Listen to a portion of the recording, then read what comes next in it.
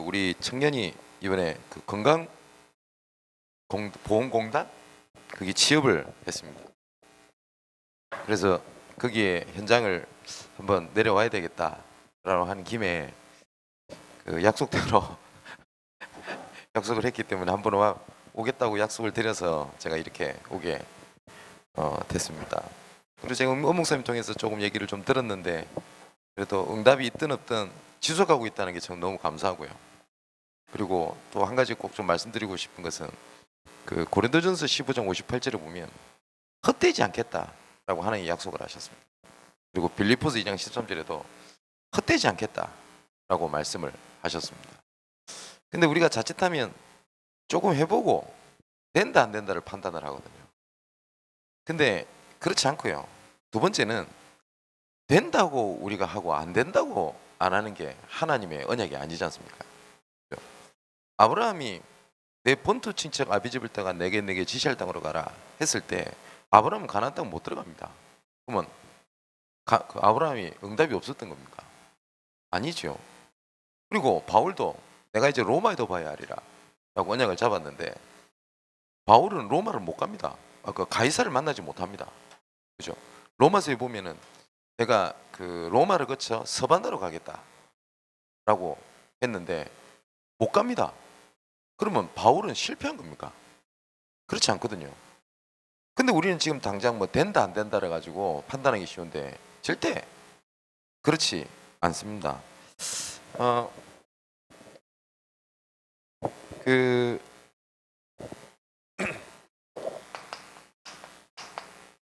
캠프는 많이 들으셨다시피 빛을 비추는 것이다 라고 말씀을 하셨습니다. 여기에 조금 뭘 하셔야 되겠냐면 뜻을 정하는 겁니다.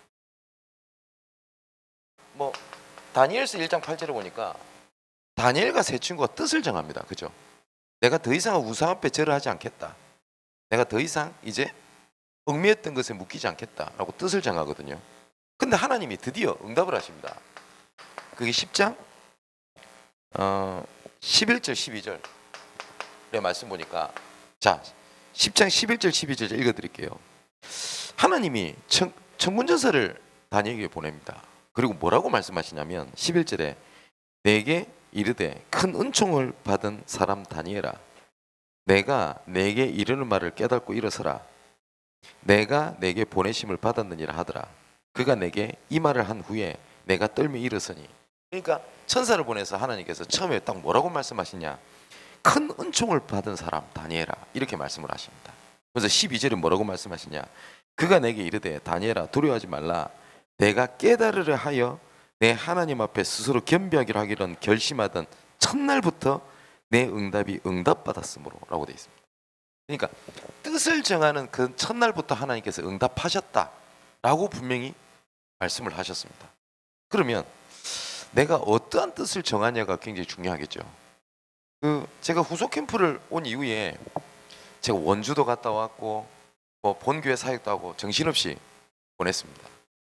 지금 그 부산노회에서 참 부산노회 참 귀한 것 같아요. 어쨌든 전도도 이 현장에서 일어났으니까 부산노회에 있는 캠프에 대한 응답이 지금 강원도로 지금 대전으로 아마 내년 아마 봄쯤 되면 인천 이런 식으로 진행이 될 것 같습니다. 지금 전국적으로 지금 응답의 문들이 막 열리고 있거든요. 그러면 우리가 빨리 캐치해야 될 게 있습니다. 그게 뭐냐면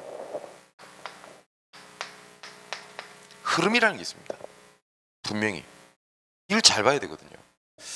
지금 우리 하나님께서 뭐 우리만 맞고 다른 데 틀렸다 이런 의미가 아니고요.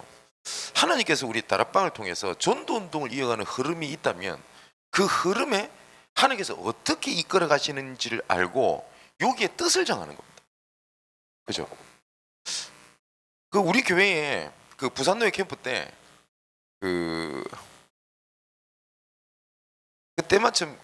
때를 맞춰가지고 캠프를 우리 진행을 하는데 제가 이름 말씀 안 드릴게요. 우리 게 진짜 괜찮은 분이고 엘리트고 집도 잘 살아요. 그런데 딱 하나만 안 돼. 전도만 안 돼. 이분. 근데 이분이 나쁘냐? 아니요. 성격이나 다 좋아요. 희한하죠. 근데 이분이 은혜를 받으신 겁니다. 뭐냐? 뜻을 정한 거예요. 그랬더니 내 현장에는 안 된다라고 생각하는 곳에 하나의 문을 여신 겁니다. 뭐 엄청나게 크거나 뭐 증거가 아니에요. 이분이 마음을 담은 겁니다. 그런데 어떤 일이 벌어졌냐? 어저께 저한테 간증을 하는 겁니다. 목사님, 집에 가는데 차를 타고 같이 주차장으로 갈 거 아닙니까? 목사님, 좀 오늘 꼭 포럼을 하고 싶었는데 몸살 때문에 내가 교회에 좀 누워 있었다고. 뭐라고 얘기를 하냐? 자기가 시댁에서 자기 혼자 예수 믿거든. 본인이 시집을 와가지고 시댁이 복음만 되기 시작을 해버려. 뭐라고 얘기를 하냐? 내 의지와 상관없이. 이게 웬일입니까? 그게 뭐예요? 흐름. 그죠? 그리고 우리가 또 한 사람이 있습니다. 죽어도 전도만 안 해. 사람은 괜찮은데. 근데 그 사람을 통해 가지고 하나님이 문을 여셨어요. 그래서 약간 제가 잔소리를 한 겁니다. 뭐라고 얘기를 했냐? 그 뜻을 정해라. 뜻을 정한다는 말이 무슨 말이냐면요, 의미를 두면 다르게 보여요. 그죠? 근데 그 나중에 말씀드리겠습니다만 베드로하고 바울의 전도의 차이점이 있습니다. 왜냐하면 베드로는 규례가 없어요. 뜻을 정하고 움직이는 게 없어요. 쉽게 말하면 그겁니다. 살아가면서 열리면 열리는 거가 아니면 아닌 대로 지나가요. 근데 바울은 그렇지 않습니다. 바울은 규례를 갖고 있었어요. 그러니까 모든 것이 하나님의 계획으로 보이는 겁니다. 근데 그 사람 현장에 뭐가 되냐?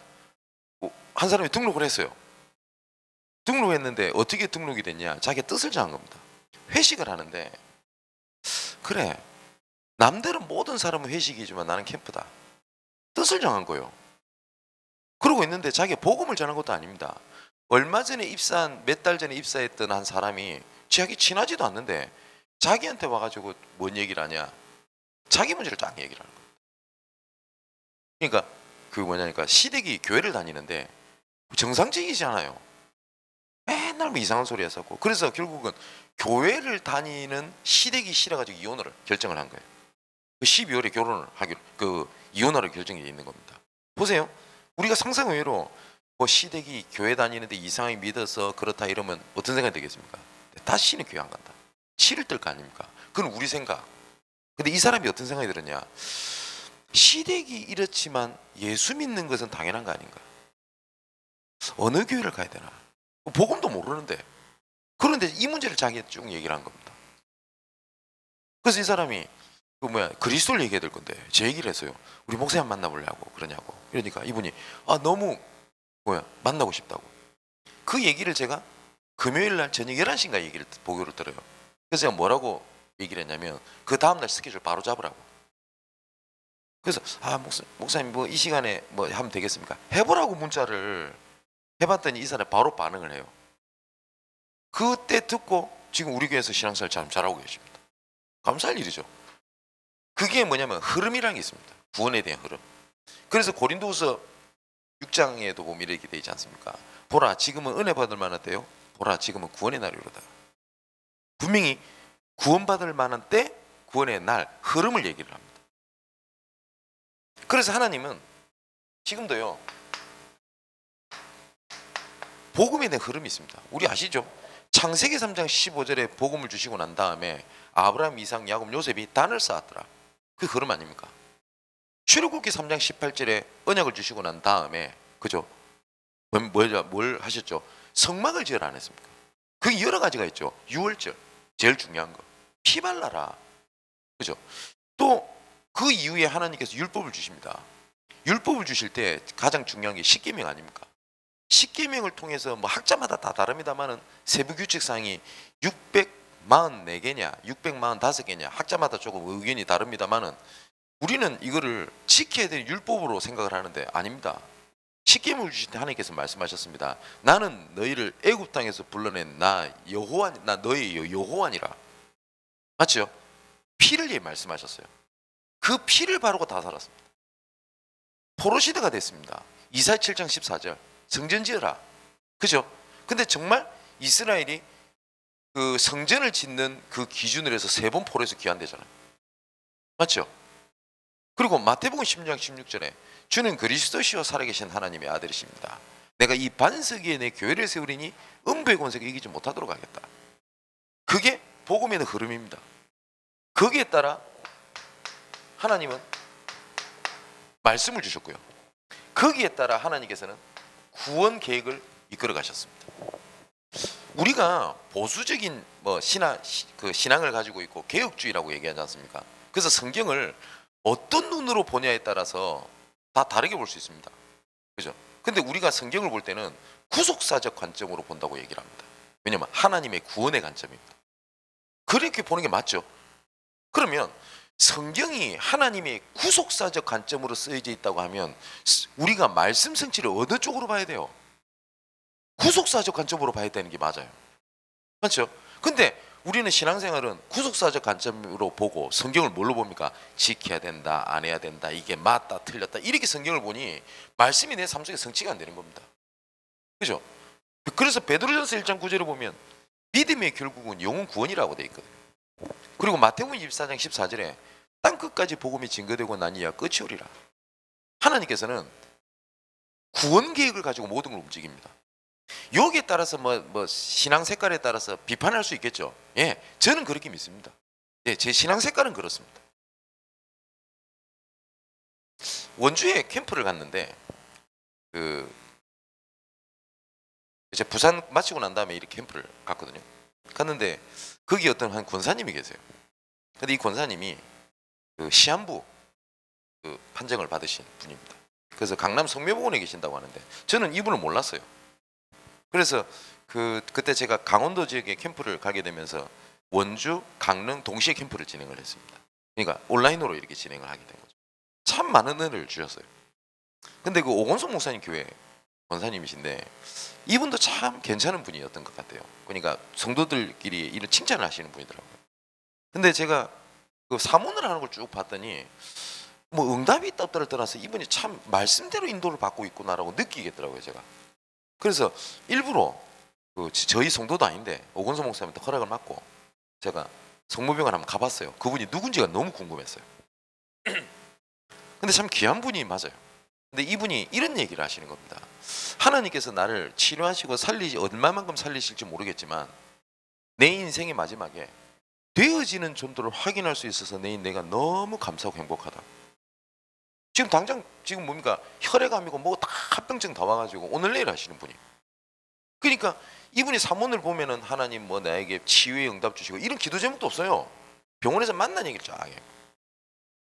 근데 연락이 왔습니다. 지난주 수요일이죠. 이분이 쓰러지셨대요. 길거리에서. 병원에서 안 된다고 하니까 이제는 마지막 요양을 집에서 할 거 아닙니까? 원주에서. 근데 그것도 어디냐? 캠프 가다가 몸 아프신 분. 그러다가 뇌출혈이 와가지고 쓰러지셨다고, 의식이 없다고 얘기를 하시더라고요. 그래서 원래 그렇게 해도 되는지는 잘 모르겠는데 그 교회에서 연락이 와가지고 언제 이분이 돌아가실지 모르겠지만 병원에서도 이제 생명을 연장하기 위하여 약물 치료 이런 걸 일제 안 하기로 이렇게 결정을 했다고 하더라고요. 근데 그 말 때문에 참 마음이 좀 아팠어요. 참 그래도 조금 더 하는 계획이 있겠습니다만은 좀 더 캠프 하시면서 이렇게 가면 어떻겠나 이런 생각이 좀 들었는데 그 유가족 측에서 이렇게 연락이 왔어요. 그러니까 이분이 맨 마지막에 캠프에 그렇게 행복해 하셨대요. 그리고 이분 통해서 맨 마지막에 구원받은 사람들이 굉장히 많아요. 뜻을 정했는데. 그러니까 목사님 마지막에 전도운동에 대한 은혜를 목사님 통해서 받았으니까 그 장례를 저보고 인도해 줬으면 좋겠다고 오건성 목사님 전화가 왔어요. 그래서 제가 뭐라 했냐면 아니 저에게 성도도 아니고 담임 목사님 계시는데 그걸 제가 해도 됩니까? 라고 얘기했더니 오건성 목사님이 하라고 그러더라고요. 네. 참 그런 분도 계시구나 이런 생각이 듭니다. 보세요. 아까 말씀드렸던 대로 흐름이란 게 있어요. 그러면 예수생명교회에서도 흐름을 잘 잡으셔야 됩니다. 지금 우리 부산에서 캠프를 울산부터해서 시작을 했지 않습니까? 이게 지금 대전 그리고 제가 진행했습니다마는 강원도 지역 이번에는 아마 예상이 서실찰도 있겠습니다마는 아마 인천 쪽으로 아마 하나님께서 문을 여시지 않겠나 이런 생각이 듭니다.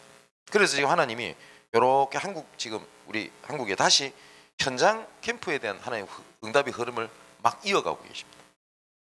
그 잘 봐야 되겠죠.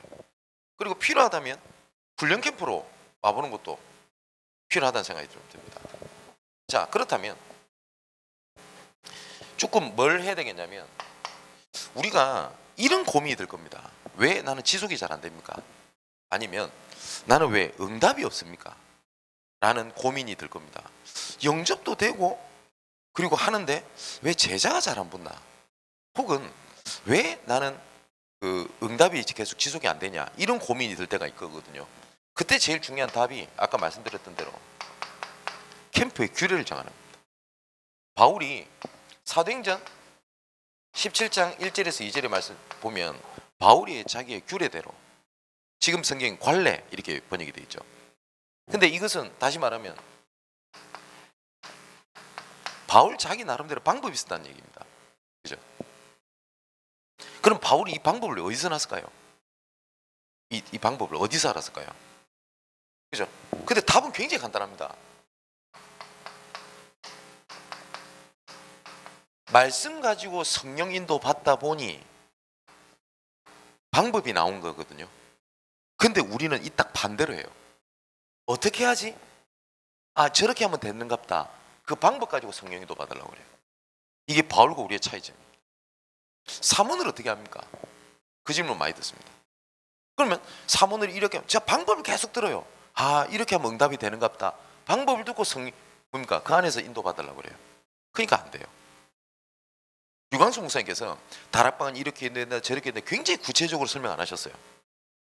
성령인도 받다 보면 성경적 방법이 나옵니다. 그래서 류 목사님 이런 말씀하셨어요. 캠프는 방법이 아닙니다. 하지만 성령인도 받다 보니 성경적 방법이 있습니다. 이렇게 말씀하셨어요. 그러니까 전도는 방법이 아닙니다. 근데 성경적 방법이 있습니다. 그 이 말 이해되십니까?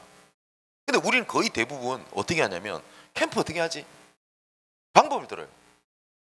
그러고 난 다음에 성령인도 받으려고 합니다. 그게 틀린 거예요. 밥이 되든 죽이 되든 괜찮아요. 그러면 성령 인도라는 것은 완전하거든요. 내가 틀리게 내가 인도받으려고 내가 움직여도 하나님은 사건을 일으켜서 올바르게 인도받도록 하십니다.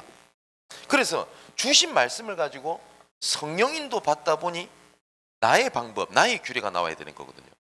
그죠? 지금 사문을 어떻게 하시는지 잘 모르겠습니다. 아까 제가 말씀드렸던 그 시댁이 막 보고만 된다는 그분 있지 않습니까? 그분 전도 안 됐다고 그랬잖아요. 이분이 사문을 하는 걸 제가 유심히 봤거든요. 수개월 동안. 뭐 하냐면 구원의 길을 맨날 그려요. 그럼 구원의 길을 그리는 게 틀렸다는 게 아닙니다. 제가 사문을 하는 게. 근데 우리가 구원의 길을 계속 그리는데 이 구원의 길 그리는 그 사문을 누가 처음에 시작했냐면 윤재수 전사님이 시작했어요. 그 윤재수 전사님이 제 고향이 삼천포거든요. 네, 같은 삼천포 사람이에요. 그래서 한 번은 포항인가 어디 그 강의를 갔다가 우연찮게 기차 안에서 만났어요. 이런저런 얘기를 하다가 윤재수 전사님이 의미 있는 얘기를 하더라고요. 목사님, 내가 좀 답답한 게 하나 있대요. 그래서 얘기해도 되냐? 얘기해보라고.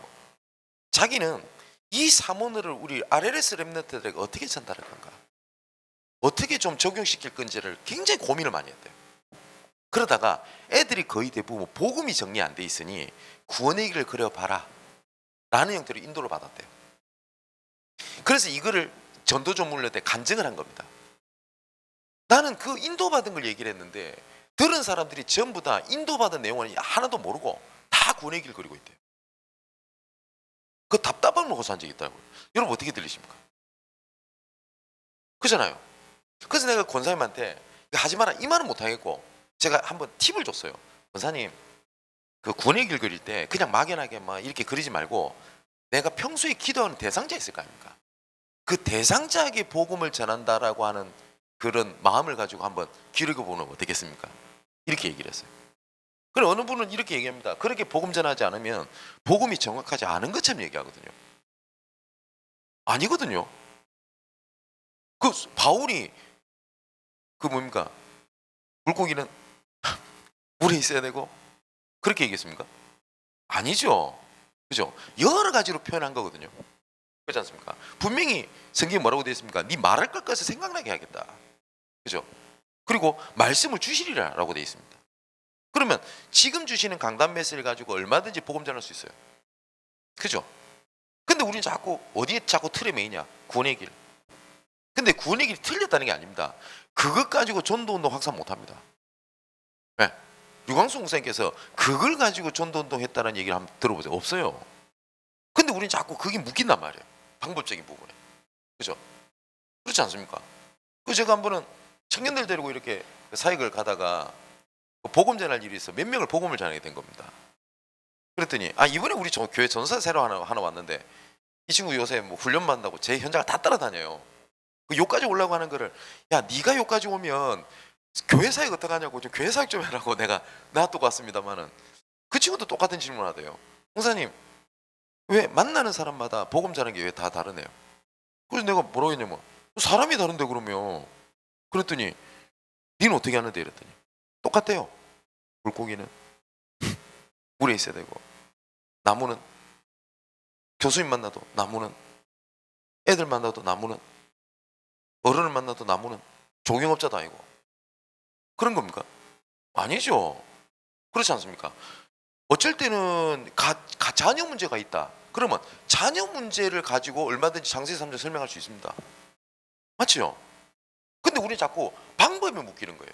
이게 굉장히 무서운 성령인도를 제한시키는 방법입니다. 그죠? 방법적인 거 가지고 성령인도 받으려고 해요. 예전에 우리 다락방에서 한참 뭡니까 말 많았다 당세복 한다는 그 친구들 뭐 장점도 있었습니다. 그 친구 개인적으로 사회 친분은 전혀 없어요. 근데 진짜 위험한 것 중에 두 가지가 딱 있거든요. 첫 번째는 우선은 성경 해석이 알레고리칼 해석이라고 해가지고 그 위험합니다. 이단입니다. 그렇게 해석하면. 두 번째는 이번 말씀에 예를 들어서 루디아 그러면 그 빨래터에 있는 루디아 그러면 예를 들어서 기생라합 이러면 빨간 줄을 매달아 했으니까 빨간 옷을 입은 여자를 찾아라 이런 식으로 그러면 영접하는 사람도 생겨요. 근데 뭐 문제되는지 압니까? 만일에 그때 하나님이 중요하게 있는 제자가 파란 옷 입은 여자면 어떡할 겁니까? 성령의 돌레가 딱 제한시키는 거잖아요. 요렇게 응답하세요. 그렇잖아요. 근데 우린 자꾸 방법을 가지고 성령의 도 받으려고 그래요. 그러다 보니까 간혹 가다가 어떤 목사님들이나 아니면 신학생들이 질문하는 의도가 보여요. 어떻게 합니까? 자꾸 방법을 물어요. 방법이 아니거든요. 바울은 성령 인도를 받다 보니 성경적 방법이 나온 겁니다. 맞죠?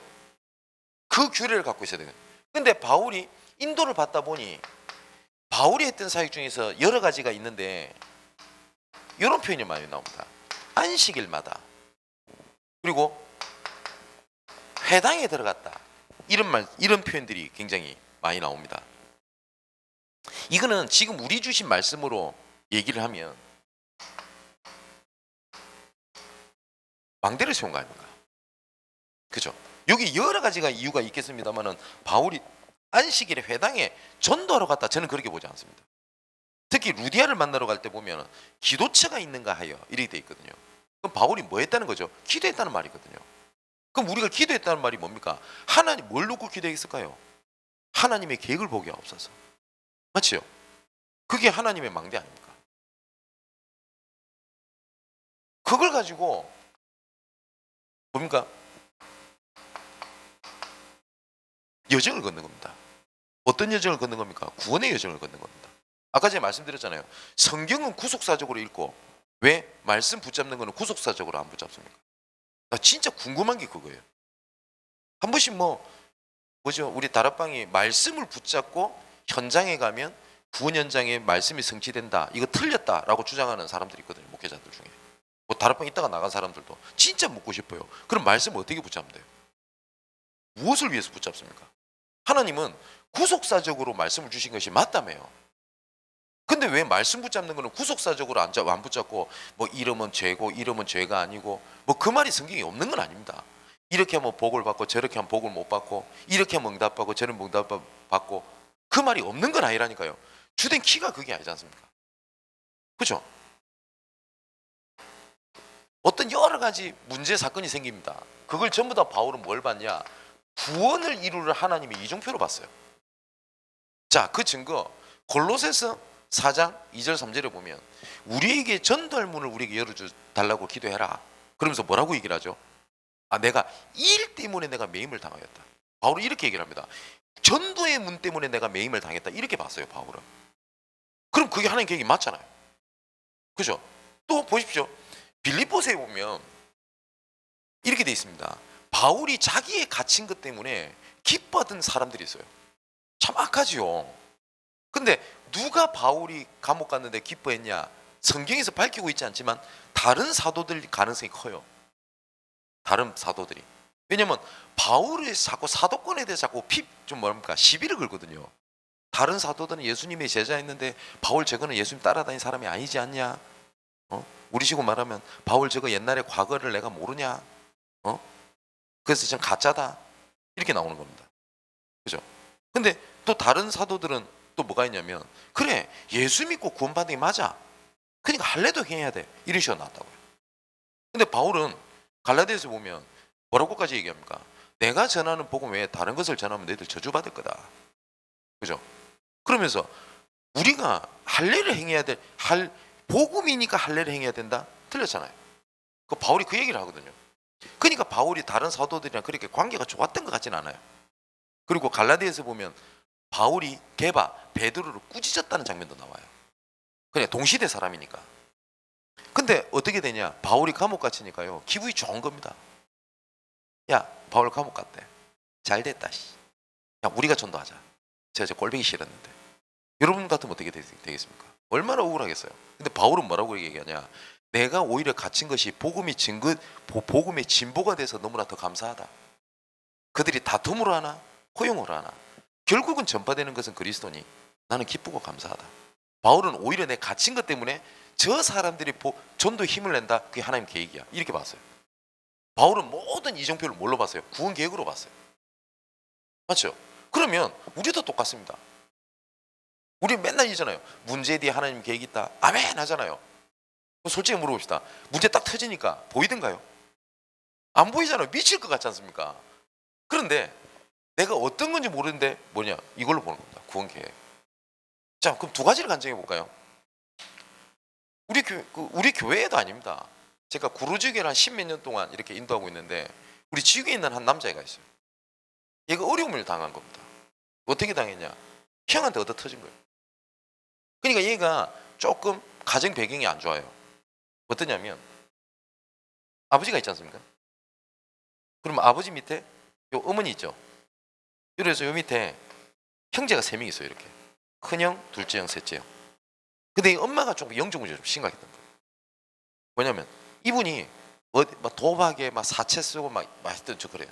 그래서 어디 가가지고 어떤 남자를 만났네. 누군지도 몰라. 그래가지고 아들 하나 낳아. 그게 이 친구예요.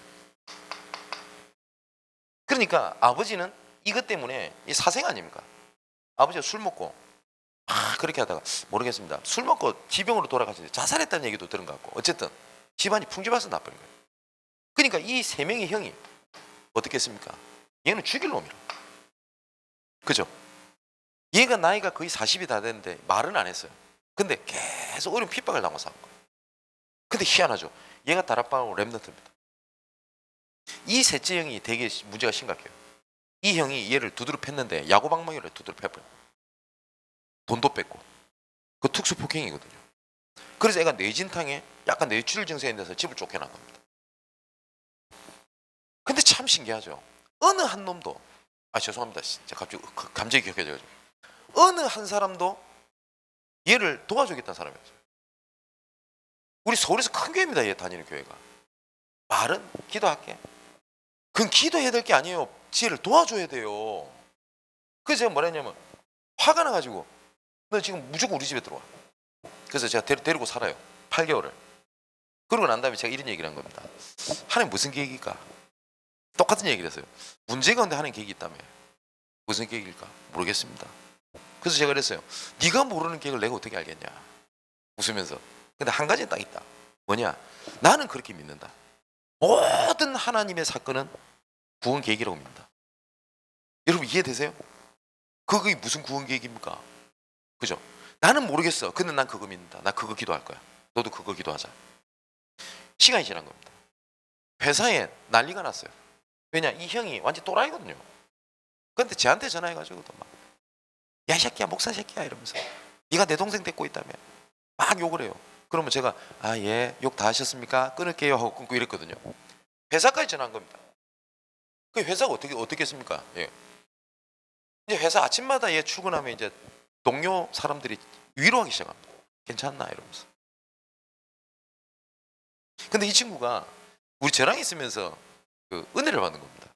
그냥 포럼하다 보니까. 그 저는 저희 집에서 미션을 할 때 저는 예배를 솔직히 안 드려요.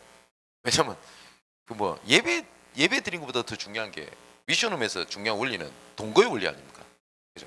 같이 살면 다 들키잖아요. 그럼 제가 어떻게 기도하는지, 어떻게 전도하는지, 내 삶은 어떤지 얘가 옆에 다 볼 거 아닙니까? 은혜 받은 걸 이렇게 회사 사람들이 얘기를 한 거예요. 그랬더니 회사 대표님이 그 목사님 만나보고 싶다고. 그랬더니 이 친구가 뭐라 하냐면 예, 우리 목사님은 언제든지 와주실 겁니다. 저한테 스케줄 물어보도 안 하고. 그래서 제가 그 회사를 간 겁니다. 그게 스킨렉스 코리아라고 하는 피부 미용 관련돼 있는 의료기기를 만드는 회사거든요. 감사하죠. 제가 가는 그 순간 대표, 이사, 차장, 부장, 대리, 예수 싹 다 믿어요. 감사할 일이죠. 그래가지고 그 회사에 지금 제가 수요일 날 오전 8시에 그 회사를 들어가는데 거의 뭐 약간 분위기가 사목입니다. 제가 하면 막 모든 직원들 일어나 저한테 인사하고 부끄러워 죽겠어요. 네, 감사하죠. 그것뿐만 아닙니다. 알고 봤더니 이 첫째 형이 목사님이네. 네. 근데 이 목사님이 맨날 이 애를 다락방 이다이로 핍박. 근데 요렇게 응답받는 걸 보고 이 형이 충격받는 거예요. 아 뭐지? 다락방 이단 아니구나. 그 연락이 왔어요. 이 형한테. 목사님 좀 만났으면 좋겠다고. 그래가지고 비행기 티켓을 보내줘가지고 급하게 당일치기로 부산 한번 내려왔다는 적이 있어요. 그러고 난 다음에 연락하고 있다가 이번에 제 여성교회 그 해운대에서 캠프 했지 않습니까? 그때 그 형이 왔잖아요. 캠프 때. 와가지고 포럼 듣고 이 사람 충격받고.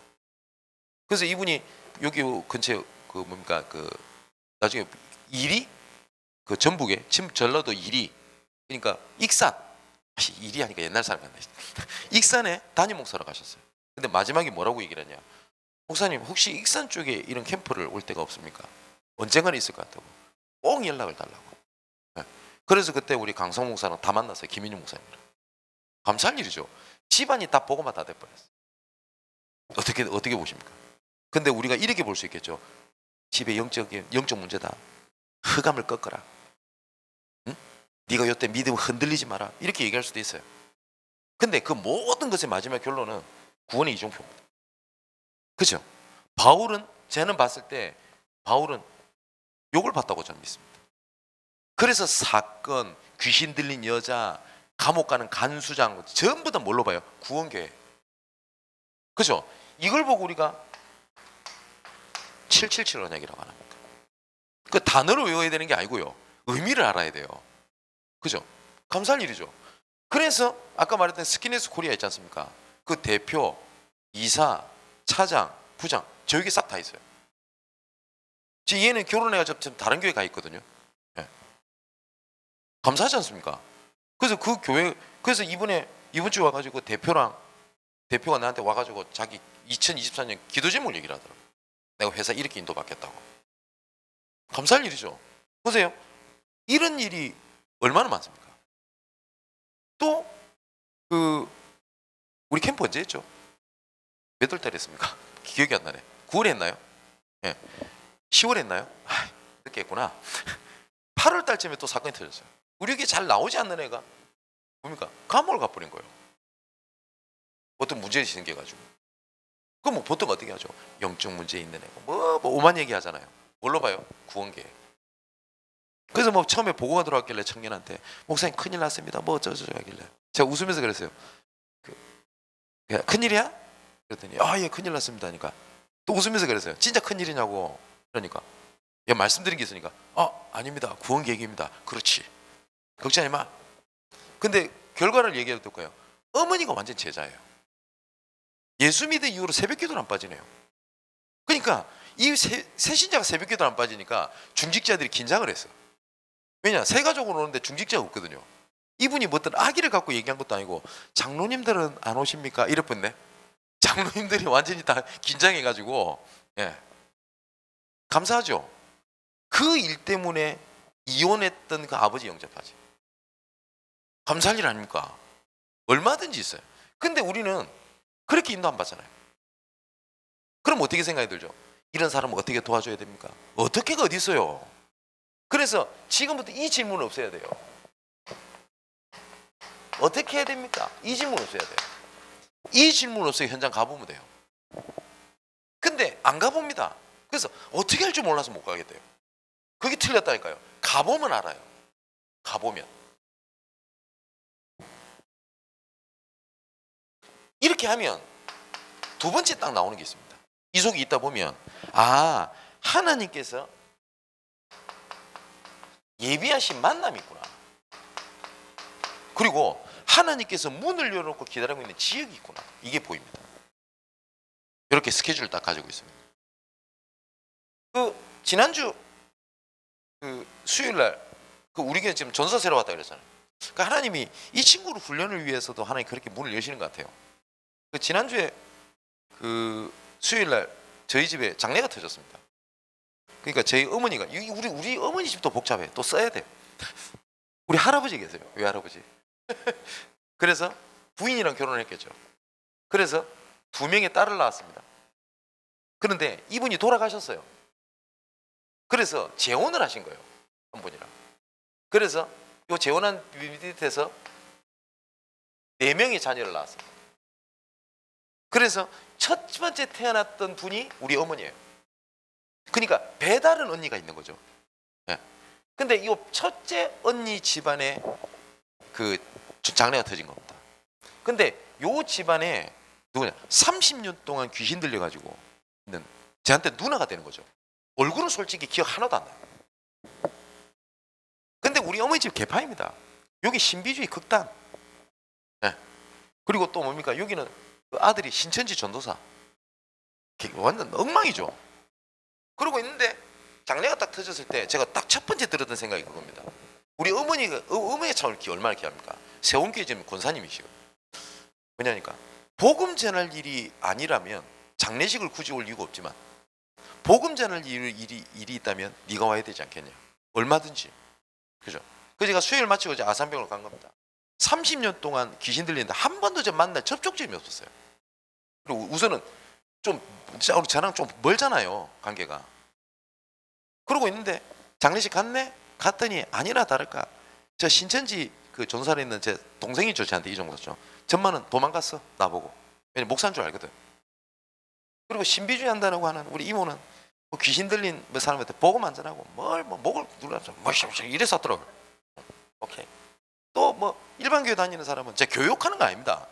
와가지고 속지 마라. 그래서 내 그 말 듣고 지는 쏟고 싶겠나 30년 동안. 그잖아요. 쏟고 싶지 않은데 쏟을 수밖에 없는 건데. 그래서 안 되겠다 싶어가지고 장례식에 보면 방 하나 있지 않습니까? 거기를 들어오라고 그랬어요. 복음을 전해야 되니까. 그러니까 모르겠습니다. 30년 동안 막 그렇게 시달리던 사람은 저를 기억한대요. 제 어릴 때 모습을. 모르겠습니다. 저는 하나도 기억이 안 나는데. 그래가지고 방에 들어갔어요. 그랬더니 다 들어왔어요. 그 좁은 공간에 20몇 명이. 그래서 저 어머니 아버지 포함해서 이모 5만 대만 다 들어왔어요. 신천지 전도사 한다는 것도 다 들어왔어요. 분위기 어떠냐? 신비주의 하는 사람 특징이 있습니다. 뭐냐니까 보고 느꼈던 사람 자기는 최고인 줄 알거든. 그래, 니는 어떻게 이런 사람 살리는지 한번 보자. 이런 거예요. 내가 아무리 쉑쉑거려도 귀신 안 나가는데, 그죠? 어떤 사람 그래 어쨌든 여러모로 다 와 있어요. 복음을 전하는데 아까 귀신 들렸다고 한 사람이 이 얘기를 한 거예요. 예수 그리스도를 얘기를 하니까 그 예수님이 내 마음속에 계셔야 되는데 나는 교회만 데리고 같이 그 예수님이 내 마음속에 계셔야 된다는 얘기를 한 번도 얘기 안 해줬다고 막 우는 거예요. 그래서 예수 그리스도를 영접을 하고 뭐라고 하냐, 그 예수님이 내 마음속에 계셔서 그런지 모르겠는데 내 마음이 너무나 편안하고 행복하다고 충격 다 받아버린 거예요. 옆에서 와가지고 막 눌러쌌던 이모 아무 말 안 하고, 그죠? 그래가지고 완전 부흥회가 돼버렸어요. 그래서 이렇게 막 글을 써서 이렇게 복음을 전해줬는데 다 와가지고 사진 다 찍어요, 카메라로. 그래서 저는 빨리 가야 될 거 아닙니까? 그 다음날 사역도 있고. 가려고 하니까 좀 더 얘기해주면 안 되나? 좀 더 기도해주면 안 되나? 이래서 하더라고요. 그래서 내가 우리 아버지 장로님이시거든요. 우리 아버지한테 농담으로 장로님 뭐합니까? 아버지가 하시면 되겠네. 이러고 전 나왔단 말이에요. 그런데 내가 좀 도와야 되겠다는 생각이 좀 들었어요. 근데 어디냐 하니까 수원 팔달구 우면동? 좀 모르겠어요. 그래서 그 제가 3월부터는 제가 RTS 강의를 가야 되니까 그 목요일은 제가 시간이 안 된단 말이에요. 그래서 지금은 안 가니까 목요일로 좀 시간이 돼요, 저녁에. 그래서 내가 2월 말까지 가겠다 라고 하고 난 다음에 내 전도사한테 미션을 딱 줬어요. 좀 이따 말씀드리겠습니다만은 이쪽 지역에 들어갈 때 항상 뭐냐, 사람을 보지 말고 지역을 보라고 그랬다. 그러면 수원 지역에 어떤 계획이 있는지 한번 알아봐라. 지금부터 기도해라. 그리고 여기 현장을 들어가겠지만 다른 문이 뭐가 있는지를 기도하고 찾아봐라. 목사님 알겠습니다. 그러니까 그 다음날 보고 와서요. 목사님 어떻게 이런 일이 있습니까? 왜? 아버지가 수원 쪽에서 일을 하시는데 아무 말한데 아버지가 얘기를 하더라고요. 이런 사람인데 복음을 전해야 되겠는데 네가 좀 만나주면 안 되겠냐. 그래서 어딘데요? 수원시 팔달구. 우연 같아요? 아닙니다. 하나님이 이렇게 딱 예배나 얼마든지. 자, 그러고 난 다음에 목요일 날 또 제가 또 저 당상돈 지교에서 복음을 좀 듣고자 하는 그 어떤 교수님 한 분 계시다는 연락을 받고 만납니다. 또 제가 전사 데려왔어요. 요새 껌딱지처럼 붙어 다녀요. 그래서 뭐 있냐, 이 교수님이 그 고고 미술학 박사예요. 그래서 우리 문화재청 건물하는 공무원이더라고, 박사고. 이분이 복음을 듣고 난 다음에 바로 뭐라고 하냐, 목사님 제가 교회를 너무 가고 싶은데 지금 교회를 못 갑니다. 우리 저희 교회랑 가까워요. 알고 봤더니 주일에도 근무한대요. 그래서 어디서 근무하길래 그렇습니까 하니까 인천공항. 거기 보면 출국장에 보면 문화재 이런 게 있습니다. 그게 뭐냐니까 문화재가 외부 반출을 못 하도록 국가 그 기관이거든요. 거기 있대요. 그래서 제가 이런 얘기를 했어요. 제가 25일 날 제가 중국 들어갑니다. 선교 때문에. 웃으면서 제가 25일 날 제가 인천공항에 출국 때문에 공항 가는데 이러니까 바로 뭐라 그러냐, 목사님 그러면 그때 좀 연락 주시면 안 되겠냐고. 6시 퇴근한대요. 그래서 제가 9시 비행기니까 조금 일찍 가면 되지 않습니까? 가겠다고. 이러면서 슥 지나가는 말로 뭐라 그러냐, 목사님 저처럼 똑같이 시달리는 인간이 한 명 있대요. 소개해주고 싶대요. 저는 그냥 인천공항을 가는 여정인데 하나님은 구원의 이정표를 만들어요. 이런 일들이 가끔 있으면 우연이라겠는데 계속 있으면 우연이 아니잖아요. 그 중요한 것이 뭐냐, 규례를 정해라. 어제 저녁에 우리 목사님이랑 우리 김동 목사님한테 이 얘기를 되게 오래 했거든요. 요거 정해라, 요거. 그러면 그때부터 되어진다는 것이 뭔지 알게 됩니다. 자, 이것을 가지고 만나지는 스케줄을 따라 5기초를 세우는 겁니다. 자, 그러면 두 번째, 조금 전도 캠프에 그림을 좀 그려야 되겠습니다. 어떤 그림을 그려야 되겠냐? 가장 첫 번째는 하나님께서 우리를 파수꾼으로 세웠다라고 말씀하시잖아요. 자, 잘하면 생각해보세요. 파수꾼으로 세운 것이 맞다면, 맞잖아요. 망대를 세워야 되는 건 당연해요. 왜냐? 지켜야 되니까. 파수꾼이 아니다 망대를 왜 세웁니까? 세울 이유가 없어요. 그죠? 그러면 파수꾼이 망대를 세워야 되는 것은 당연한 겁니다. 그리고 진짜 필요한 겁니다. 그리고 절대적입니다. 정말 내가 이 시대에 내 지역의 파수꾼이다. 그러면 당연히 망대를 세워야 되는 건 당연한 거예요. 근데 이 파수꾼 한 명이 잘못돼 버리면요, 국가 전체가 무너질 수도 있어요. 그래서 우리나라도 보면은 그러니까 휴전선 근처에 경계 근무를 할 때 월북자면 나오잖아요. 그럼 쥐가 잘못한 거 아닙니까? 그죠? 그런데 국방부 장관부터 해서 모든 별 장성들 뭐같이 다 날아가요. 왜냐? 한 명이 경계를 잘못 쓰면 그 나라가 끝장날 수 있기 때문에. 근데 하나님께서 우리를 뭐라고 말씀하셨냐? 파수꾼이다라고 말씀하셨어요.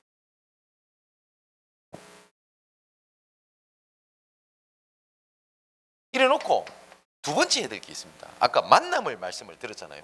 그래서 첫 번째 뭐냐? 사람 캠프라는 거예요. 사람 캠프를 할 때 제일 중요한 게 분석입니다. 분석. 그래서 우리가 뭐 예를 들어서 뭐 구원의 길 이것도 중요하거든요. 그래서 제가 여기 왔을 때도 제가 말씀드렸던 것 같은데 사람 계획표를 써라. 사랑 계획표를.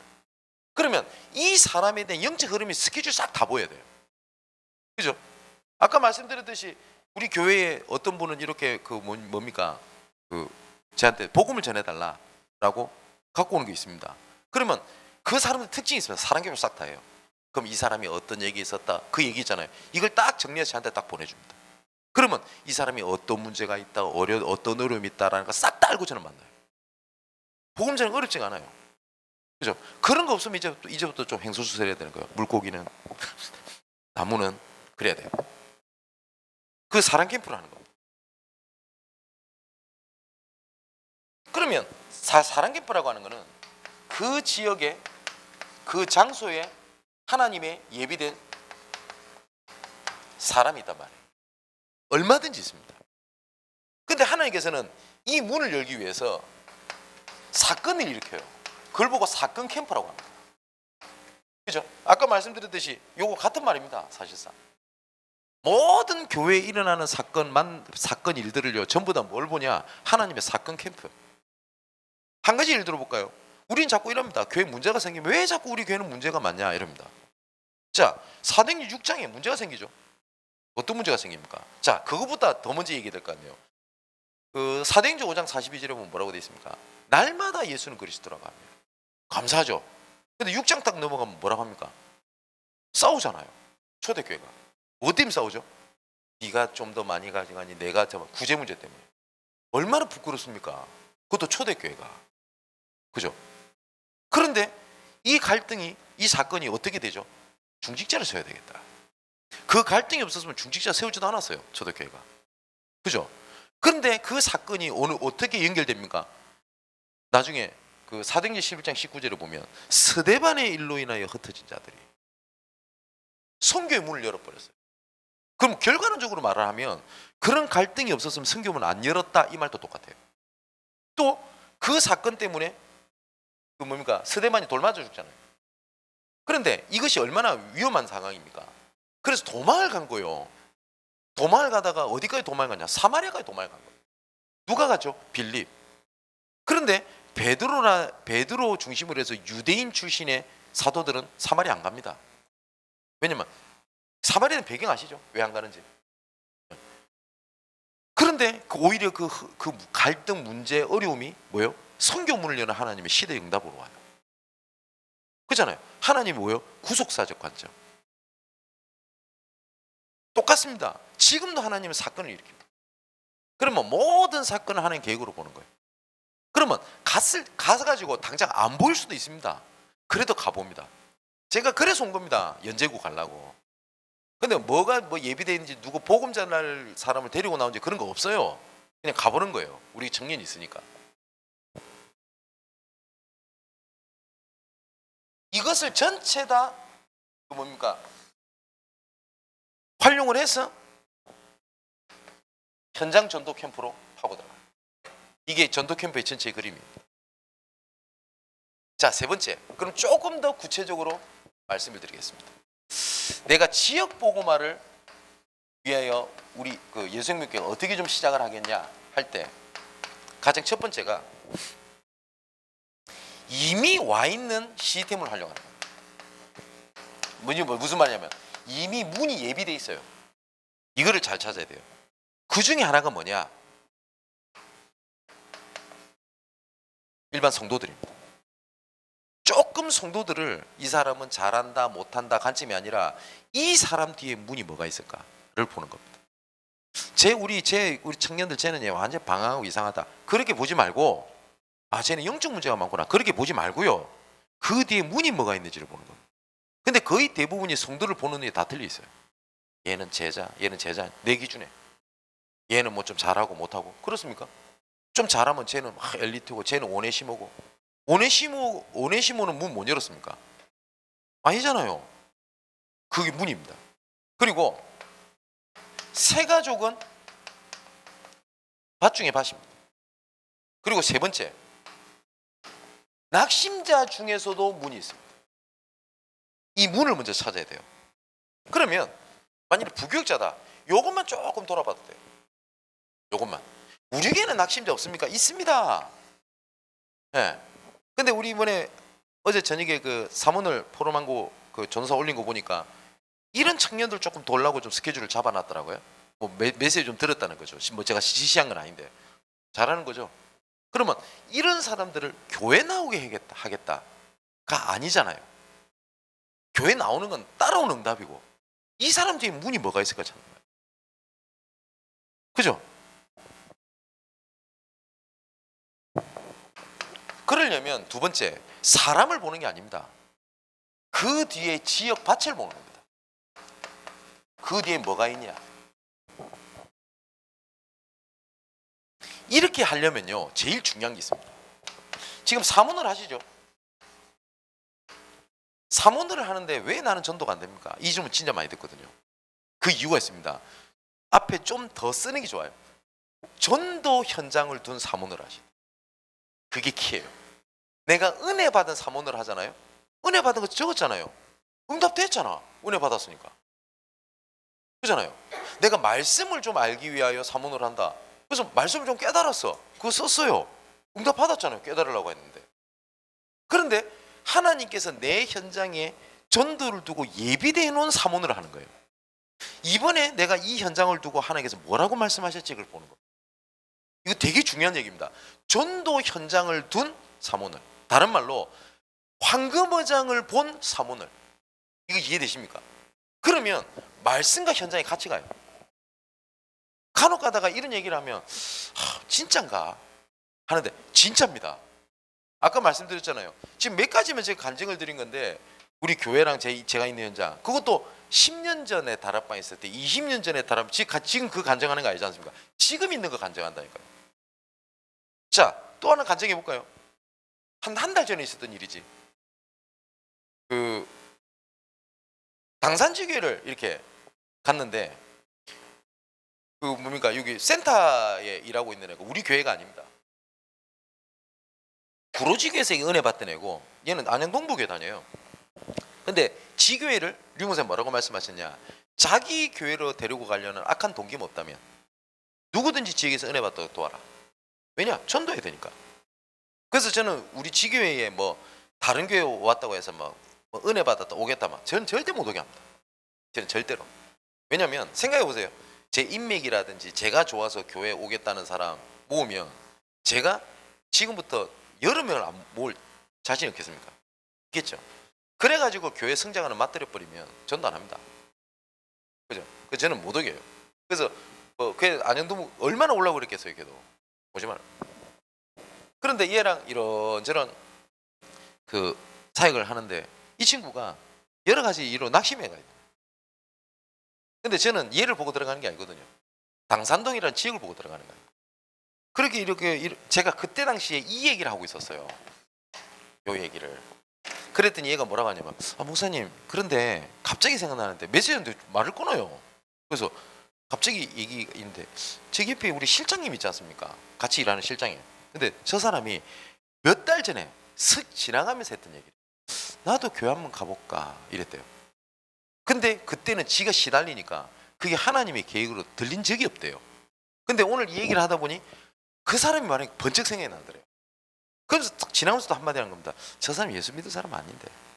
그 네 생각이고 불러봐 이랬어요. 앉았어요. 앉았는데 이게 웬일입니까? 스펀지가 물을 빨아들이시 복음을 들어요. 그 진작에 복음을 듣는 겁니다. 그 영접을 해요. 이걸 봤던 옆에 있는 그 말했던 애 다른 지기 참사한 사람들 충격 다 받았고, 저 사람 절대 예수 믿는 사람이 아니에요. 스포츠 재활센터 그 뭡니까 강사이기 때문에 키 크지, 몸짱이지, 얼굴 잘생겼지, 그런 사람. 그런 사람 만나면 솔직히 기분 안 좋거든요. 왜냐하면 같이 만들었을 건데 하나님이. 나는 좀 만드실 때 약간 손가락 삐끗하셨나 이 생각도 들고. 어쨌든 우스갯소리로 저는 키가 177인 줄 알았어요 지금까지. 얼마 전에 병원을, 지난주지, 병원 가서 키를 쟀는데 175네? 그래서 내가 키를 잘못 알았던 건지 키가 줄은 건지 모르겠는데 그때 건강에 안 좋다 이러는 기분이 나쁜 게 아니고 키가 줄었다는 게 좌절해가지고 제가 예. 누가 그러대요. 180 이상 안 되면 남자다 아니라며. 어쨌든 예. 근데 이 사람이 그냥 복음을 들을 정도가 아니라 이 사람 완전 제자예요. 감사하죠. 그랬더니 너무 괜찮은 사람이니까 옆 주변에 동기 가지고 있는 사람이 되게 많았어요. 우리 교회라면서. 그럼 저 모르게 막 서로 꼬시는 쟁탈전이 벌어졌나 봐. 얼굴 잘생겼지 이러니까. 그랬더니 뭐 얘기하더라고요, 센터장이. 목사님 복음 전했는데 저 사람들이 동기부려가지고 뭐 교회를 자꾸 대깔난다고. 그래서 놔두라 그랬어요. 놔두라. 불신자가 교회 가겠다면 감사해야지. 이 교회 내 교회 어디냐고. 괜찮다고 놔두라고. 그래서 저는 저희 교회 오라는 얘기도 한 적도 없어요. 근데 지지난주에 예배를 떡 시작하려니까 어떤 멀뚱이 같은 사람이 와요. 보니까 그 친구라. 보니까 주소를 가르쳐주지도 않았는데 지가 와가지고 등록카드 쓰고 그리고 왔어요. 그랬더니 동기부렸던 사람들 다들 막 입 다 닫고. 문제된 거 없습니다. 얼마든지 있습니다. 얼마든지 있어요. 근데 우린 자꾸 어떻게 생각하냐. 마지막 결론.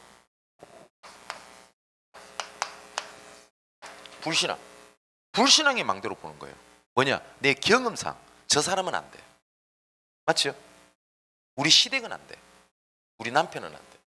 그런 겁니다. 근데 그게 불신앙인 줄 모르고 있어요. 또 동기, 그죠? 우리 길을 좀 왔으면 좋겠다. 이런 동기, 그죠? 그건 일어나야 돼요. 그거는 하나님이 하실 일입니다. 제가 KBS 지교회에 제가 10년 넘게 들어가거든요. 근데 김덕기 장로님이야 뭐 많은 사람들이 뭐 다른 교회 다 갔어요. 우리 김덕기 장 우리 교회에 사분도 아니니까. 그러면 뭡니까? 아닌 말로 그런 사람들이 우리 교회면 얼마나 힘이 되겠습니까? 그죠? 신경 안 썼어요. 근데 벌써 10년이 넘었으니까 이제 많은 것들이 이제는 응답도 있고 지속되는 게 있을 거 아닙니까? 그런 중요한 연예인들 제자들은 제 교회 다 있습니다. 오라고 한 적도 없는데 동기 부릴 이유 없어요. 진짜 하나님 안 속습니다. 사단도 안 속아요. 동기요 사람도 못 속여요. 우리 그런 거 있지 않습니까? 우리 다락방 하는 사람들끼리 만나도 우리끼리 하는 얘기입니다만은 만났을 때마다 오직 예수 복음 전도하는데 뭔지 모르게 아닌 것 같은 인간들 있잖아요. 느끼잖아요. 그죠? 근데 어떤 사람은 그런 얘기 잘 안 해. 근데 저 사람은 좀 여유가 있고 저 사람은 뭔지 모르는 하나님 주신 힘이 있고 느끼잖아요. 그죠? 동기 못 속입니다. 사람들한테도 못 속입니다. 솔직히 제가 조금 동기 내가지고 얘기하면 우리 성도들이 속을 것 같아요. 못 속입니다.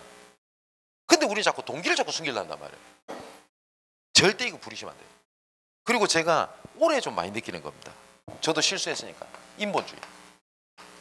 진짜 인본주의선 망합니다. 제가 올해 이거 많이 느낍니다. 제가 나도 모르게 인본주의 쓴 게 몇 가지가 있어요. 몇 가지가 한 2개 있어요. 그런데 이거 내가 인본주의였구나 라는 걸 몰랐어요. 네. 그래서 진짜 하나님 앞에 회개하는 중입니다. 회개하는 중이라는 말은 무슨 말이죠? 이 문제가 해결이 안 됐다는 말이죠. 예, 정말 회개 중입니다. 예, 용서하세요. 진짜 인본주의 쓰지 마세요. 조금만 뜻을 좀 정하십시오. 그러면 시작이 됩니다. 정말입니다. 왜냐? 성경에 약속되어 있잖아요.